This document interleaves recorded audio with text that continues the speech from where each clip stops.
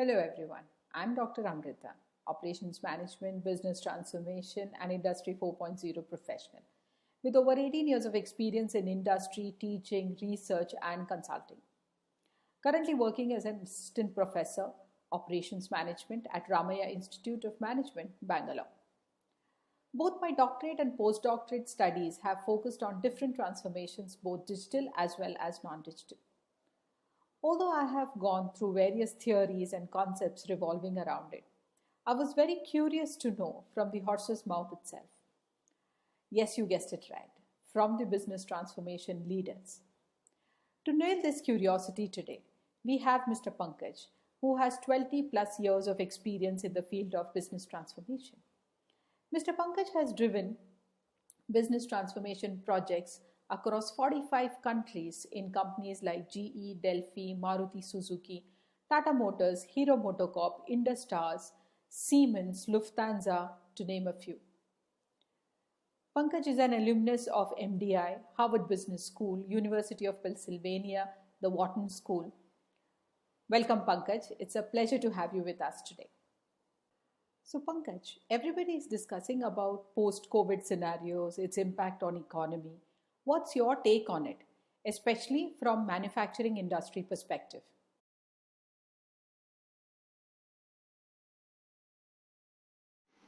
Very good evening. The world has completely changed and this new reality is going to stay for some time. Complete economy is in shambles across the globe. Most of the economic activities have partially or completely stopped, especially in manufacturing sector. Demand has shrunk dramatically as people are now focusing on protecting their savings and only spending on essential items. Due to fear and social distancing, employees are not coming to work or they need to operate from their homes as advised by their organizations. Customer sales and service people are most affected ones as they cannot make their connect with the customer as they used to. And this is very, very critical for any organization when you are not able to connect with your customers. Plants are either not operating or they are operating at a suboptimum level, which is creating huge pressure on the bottom line of the companies. There is a tremendous cash crunch as the working capital is blocked throughout the supply chain, and it is really impossible for the organization to operate without any cash. That's where Indian government has released relief packages to ensure liquidity so that the organization can operate and they can pay the salary and can do some production. This situation has forced companies to rethink, to revisit their operating model, to make their organization more agile, asset-light, more productive, and having a robust and local supply chain. Having improved customer and employee engagement in this virtual world, and a clear strategy on a digital roadmap. All these things needs radical transformation across the organization, which can be a recipe for survival for most organizations in the current times where we are. Very rightly said, Pankaj. Transformation is imperative. Organizations are driving agile transformations expecting instant results.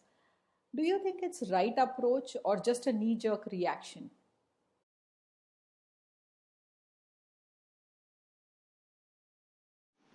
Right now, organizations need to work both on short-term and medium-term to long-term strategies for driving transformation. Because if they can protect their present, only then they can think of the survival in the future. However, they should be very careful to make sure that the decisions they take right now don't have negative impact in the future or don't have a irreversible damage on the organization going forward. Large investments, time, and high amount of risks are always associated with any transformation. With such high stakes involved during the transformation exercise, assessing the potential for transformation is very critical. Can you give us cursors to identify the right potentials within the organization eligible for transformation?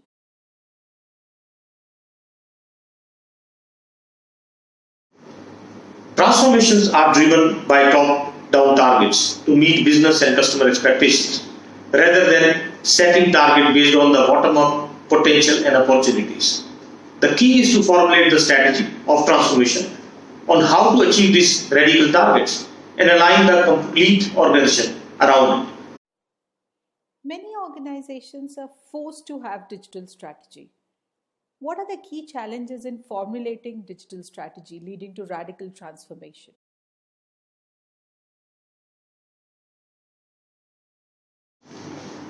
I would not use the word force, but business needs compelling to drive digital strategy. In the current environment, when the industry is migrating towards Industry 4.0, and in this current situation, digital strategy has saved many organizations to be able to function and meet the customer demand. The whole e-commerce business have enabled our life during this lockdown. There are a couple of challenges I see in driving digital strategy. When I think of challenges, there are many questions comes into my mind. For example, is it an inward focus or outward focus strategy? What is your current readiness in terms of available IT systems and technologies being used in manufacturing or transactional processes? Is the strategy in piecemeal basis or a comprehensive roadmap to connect customer to complete supply chain, including suppliers? What are the objectives of this strategy? Is it just to feel good factor, or is it just collecting data, or is it oriented towards enhancing customer experience and making the organization more agile? Are you using artificial intelligence or creating a lot of data dumps? One of the big challenge in driving digital transformation is to have the right partner to guide and implement it. As there are many players who will offer discrete digital solutions in piecemeals. Some will provide you hardware, some will provide you software, and there are only very few integrators who can put all these things together. To implement a comprehensive strategy, one has to engage multiple partners and to be able to address end-to-end solutions. Also, you need to be very careful. The cost of implementing digital strategy is a lot and must be done with a lot of understanding and care. Otherwise, the return on investment can be very poor. That's true. Stakes are high and it can definitely backfire due to a wrong approach. Tell us, Pankaj, having such a vast experience in leading transformation, I'm sure you must have faced multiple challenges and devised ways to overcome them. Tell us how you drive transformation. What's your mantra?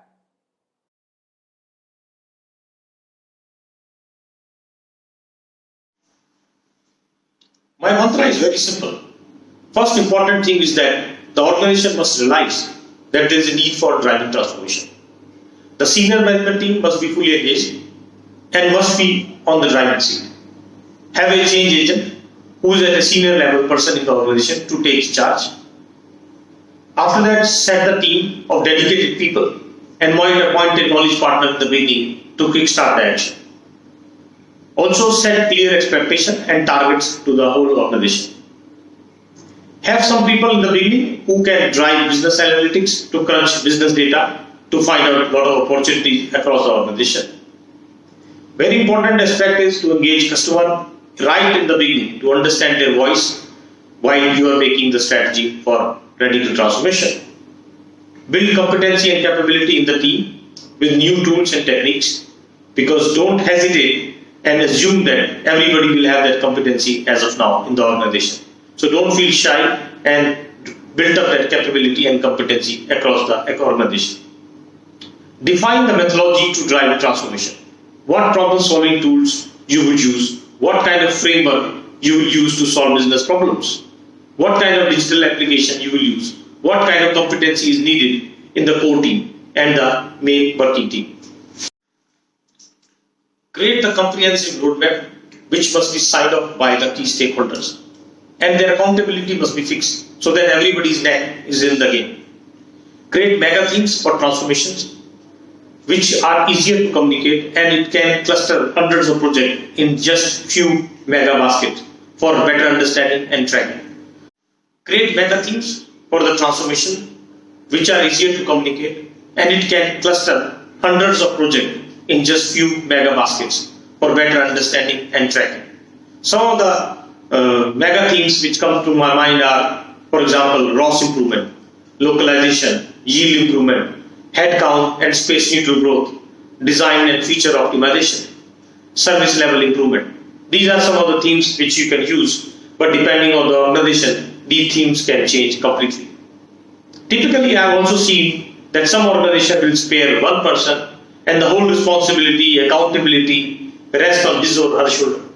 The rest of the organization is not engaged, and these kind of drives lead to massive failures. It is said that almost all the transformation adopt top-down approach. Leaders are considered to be the main drivers who can take the organization to the destination or crash it in between. According to you, what is a leader expected to do in these kind of circumstances?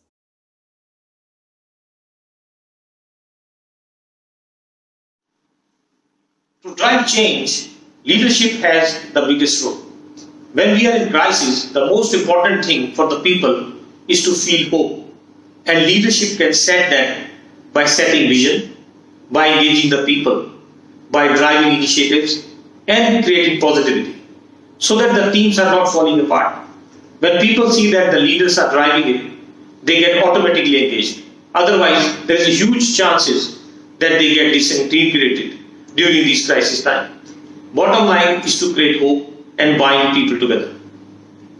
To drive transformation, their engagement is very crucial, right from setting up the vision, allocating resources, engaging them in regular reviews, rewarding and recognizing people, and be part of success and failure as well. These things cannot be offloaded or delegated. If a leadership cannot spare time, then transformation cannot happen. In my experience, in multiple organizations across the globe, wherever I have seen successful transformation, the engagement level of CEOs and the senior management has been exceptionally very, very high. Management teams and people are always in a complementing relationship. They are supposed to work in tandem, but most of the times interpretation of goals differ amongst them. This is considered as one of the biggest challenges. Tell us, how do you engage and leverage both of them?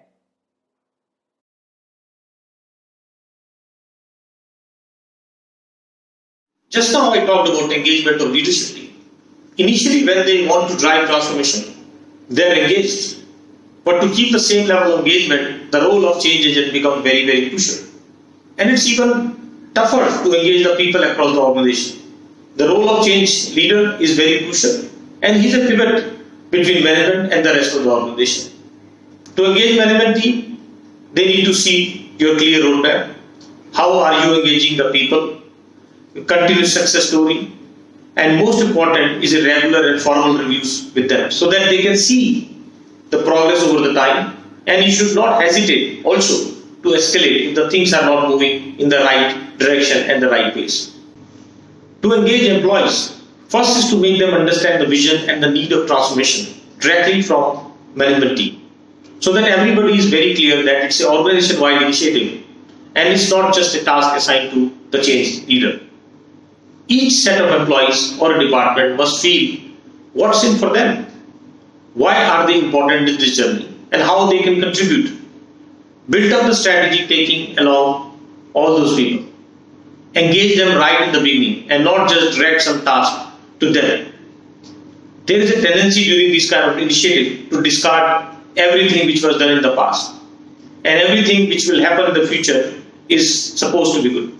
This totally alienates the people. Never do this kind of a negative activity.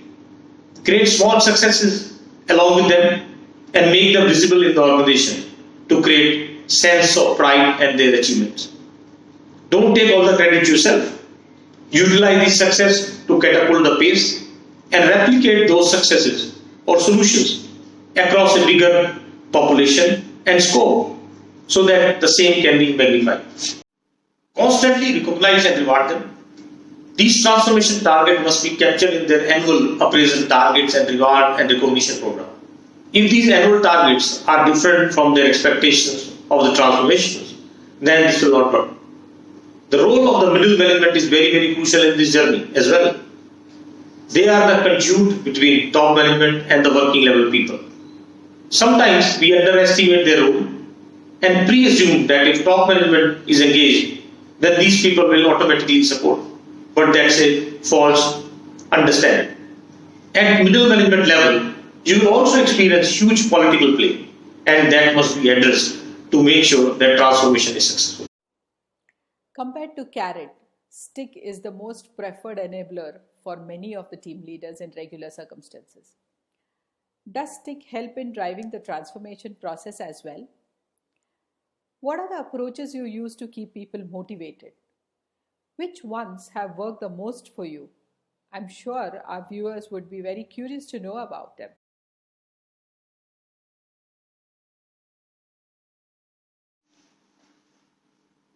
What worked the most in creating visibility of the people to motivate them? Sometimes a small pat on the back by the senior management in front of their peers can do wonders than giving them just a certificate or a gift voucher sent through an email. But nevertheless, other things like outdoor events, dinners, a recognition certificate also makes a difference. Last but not the least is to address the achievements in their annual appraisal process, which can motivate a lot of people. Try to avoid cash rewards, and also some organizations think of giving percentage of savings as a reward, which doesn't work in the long run. It can fail very drastically. Many a times, transformation is associated with technological deployment, resulting in downsizing, and often organizations downsize in the garb of technology deployment. What has been your experience so far?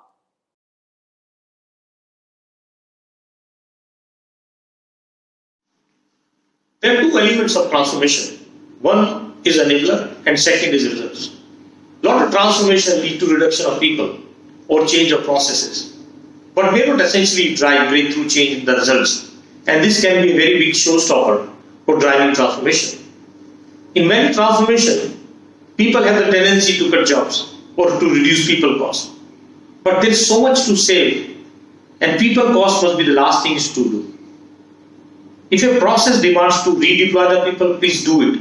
But don't focus too much on just saving and cutting people costs. There's so much to save on material cost, enhancing customer experience, improving ROS, reducing SG&A, logistic cost. Typically, manpower costs roughly range between 5 to 12%, depending on the type of organization. So as a Pareto, I would focus more on other cost elements first and improve the bottom line and enhance revenue of the organization so that extra people can be redeployed in the growth journey versus cutting down people headcount. And this approach is very crucial in engaging the people as well. When they start to see that this kind of initiative will kill their jobs, then you can very well imagine and understand the kind of motivation and engagement in this journey. This is one of the major issues in many transformations which are more people cost driven. For example, job rationalization, automation to reduce headcount. That doesn't really work for long term. I would say that we have to make organizations agile, and use of technology can help them become agile. Now the organization structure plays a very important role, as sometimes we create tasks to accommodate people versus define tasks and then look at who is needed, how many are needed to do this task. And more importantly, it's not just getting the task done, but also how effective they are. A small error in purchasing calculation can lose crores of rupees for the company. Pankaj, having driven the transformation across 45 countries, I'm sure our viewers would be very inquisitive to understand the cultural and geographical challenges you have faced during the transformation process.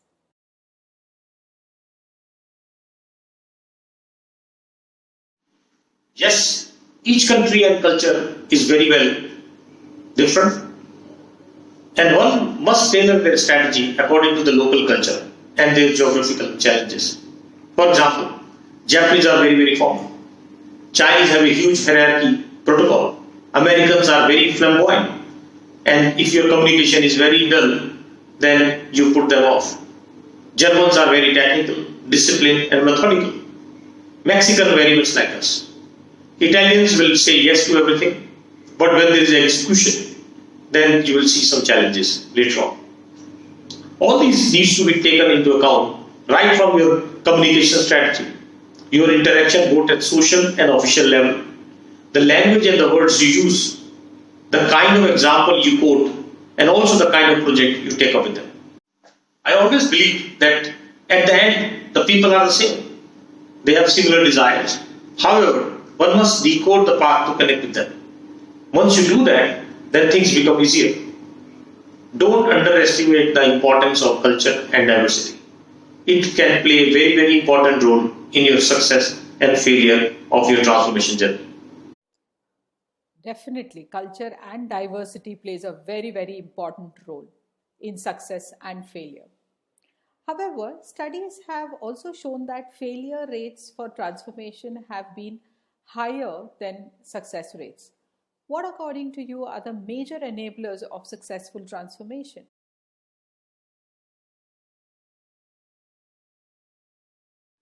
You're right.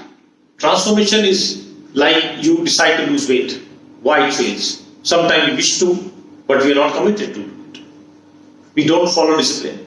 We lose sight very, very fast. We don't measure. We don't feel the need or feel challenged. Similar things are also the key area which can derail your transformation effort. Right from leadership commitment, having the right change agent, competency and capability of the people engaged in this process, use of the right methodology and the tools, clear definition of carrot and stick, and more importantly, clear accountability of people.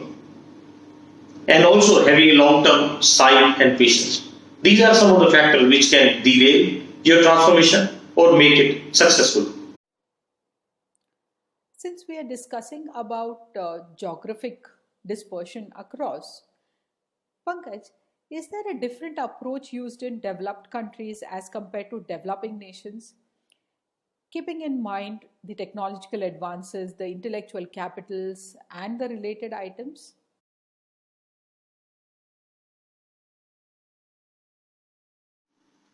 Approaches have been same more or less. I use similar framework of change management in both places. However, the starting point could be very different as the process, technology and the performance could be at a very different level in developed world versus developing. Also, the way these strategies are deployed can be very different due to different culture. When I'm Germany, the automation level would be very, very high. So the kind of projects and opportunity will be totally different than working in Africa or India or Malaysia. You highlighted communication as an important element. Many a times, words used are same, their interpretations keep on changing from person to person. How challenging is it to communicate across the globe and send the same message? Are there any specific techniques that are used during this?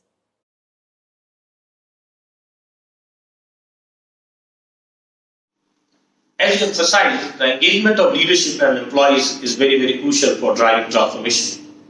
And you can engage them only once you are able to communicate with them effectively.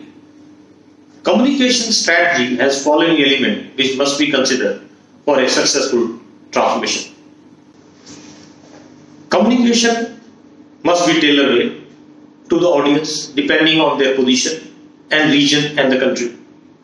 If you are talking to a CEO or a middle manager or a line supervisor, your language, content and the tone has to be very different. For example, if I am working on a project to improve the productivity of a machine, the way I will communicate with the CEO is that this project will improve the ROS, return on capital employed. But with the supervisor, I will tell him that in a given shift his output will increase by 10%. And to operator, I will tell him that his effort level will go down and his piece price or piece incentive will also increase as the output per shift is also increasing. And by the way, if to the quality manager I will tell that this project will improve the quality by 5%. So everybody has something for them in this project. Because if I reverse this communication, then the project might die before it starts. For example, if I tell the operator that ROS will improve and tell the CEO that the operator effort will reduce, then we know what will happen. This is a very common mistake a lot of technical people do in their communication when they try to highlight more technical benefits to the senior management and not able to connect in the language what they understand. An aspect of the communication is how often and when to communicate and to which group set of people. During these transformation projects, a regular cadence of formal communication to selective management on the progress, metrics and the successes must. Share some of the successful projects across the organization. That will create visibility of the teams who did it, but it will also reinforce the people across the organization that it is working and they get engaged by seeing others succeed. Third very important part of the communication is the escalation process. Right escalation at the right time can save the program. Sometimes we feel escalation is complaining, but to drive the program of mega size, escalation is a must at all levels and must be done faster without wasting time. Fourth aspect of communication is the communication of your vision and themes across the globe in the language which everybody can understand. And I'm not talking of a language which you can read and write. I'm talking of a visual language. I use a lot of pictorial messages, which I call them commandments, which everybody can understand. Try to limit your themes and commandment maximum to 10 so that people don't get confused. Too much information flow sometimes can be very confusing and can alienate people very fast. Post successful transformation, organizations will definitely experience benefits. However, once the complacency sets in, it leads to downturn of these benefits. Are there any ways in which the transformation mindset can be sustained throughout the organization for a very longer period?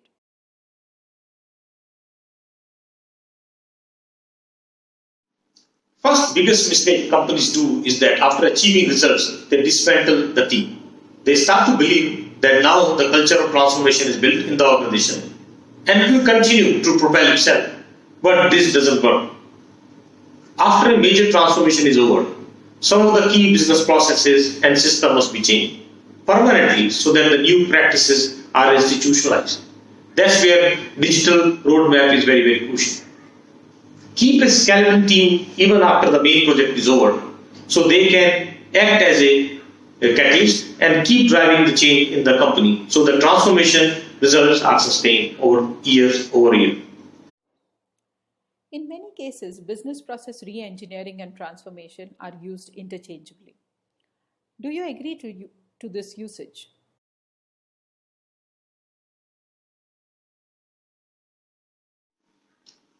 Business process re-engineering is one of the tools or methodology to drive improvements and transformation in the organization.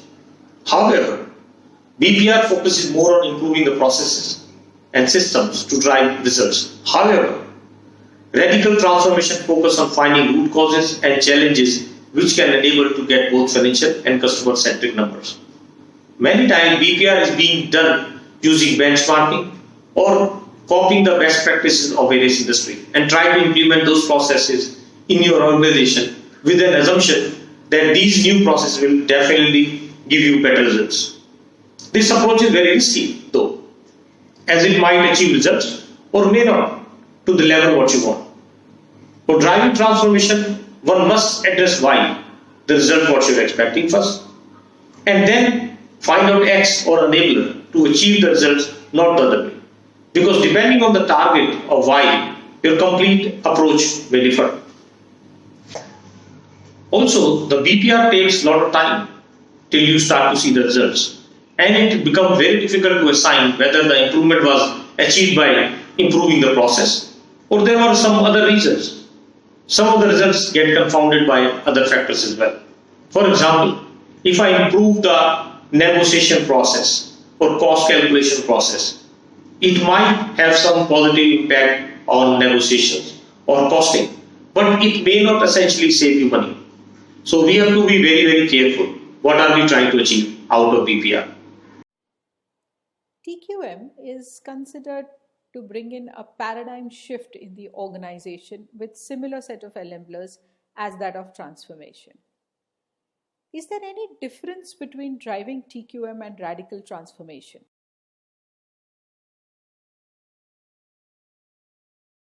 TQM is also one approach for driving transformation, but it's a very slow process. Right now, organizations need radical transformation, which can drive results in months and years and not wait for 3 to 5 years to achieve tangible results.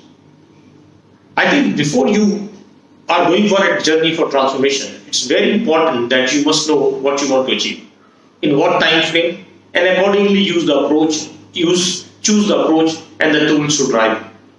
Don't make the mistake of choosing the tool first and then try to expect results. Also, it might happen that you need multiple tools set in a radical transformation process. There is no one tool which fits all situations. You might need VPR, TQM, Six Sigma, Lean, e-sourcing, operational excellence, purchasing excellence, conjoint analysis, and many other to drive it. So be very clear on your objective and choose your strategy accordingly. Being a pro in transformation in such sectors like automotive, airlines, telecom, energy, what kind of approach do you think will be more suitable to Indian scenario to drive Atmanirbhar Bharat or self-reliant?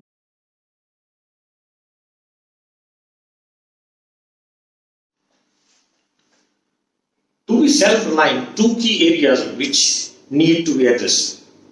First is to build a local supply chain, either by having Indian companies making all the products or bringing foreign companies to set up their plants in India.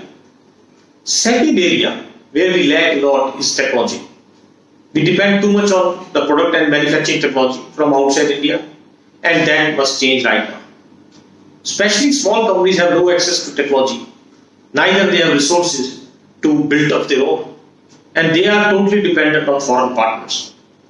Maybe initially companies can have some technology tie-up with the companies abroad to gain knowledge and then build their capability in medium to long term to have self-sustainability. In many other countries, universities and government institutions play a very, very important role in developing technology, new kind of softwares and management practices to support the industry. But in India, this kind of framework does not exist or is very, very small. Medium and small scale companies don't have adequate resources to build their own capability. Therefore, there is a huge and strong need to have a dedicated R&D and educational institutions which can handhold the Indian companies to drive self-reliance. Currently in India, most of the machine building and the tools and die come outside of India, either from East of Asia or from Europe. This area also needs a lot of focus and from Indian government so that we have enough infrastructure in India to support the industry. And this can be very, very important ingredients for Make in India campaign. To sum it up for our viewers, can you give us your framework for the successful transformation? With so many dimensions in terms of enablers, commandments, various stakeholders, I'm sure a holistic view of the entire approach will help viewers to understand and probably implement also and make their business transformation much more successful.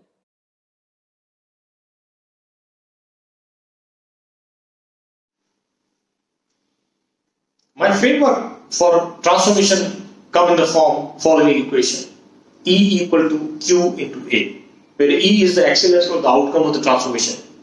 Q is the tools, techniques, knowledge, resources. A is acceptance, management commitment, and fundamentally the effective change process. Once they work together in synchronization, then transformation can happen. Lack of any of the two can jeopardize the whole efforts of transformation. I think what I've done is to make this whole thing in a summarized way. I've created a small framework which I'm going to share right now with you.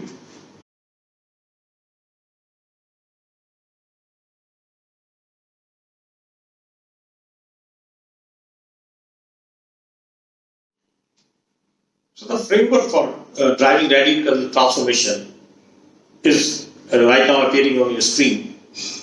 I think first important thing is to understand where we are right now. And also, we need to define where we want to go. I think this is a very, very crucial thing. And a lot of time organizations fail to understand where they are right now.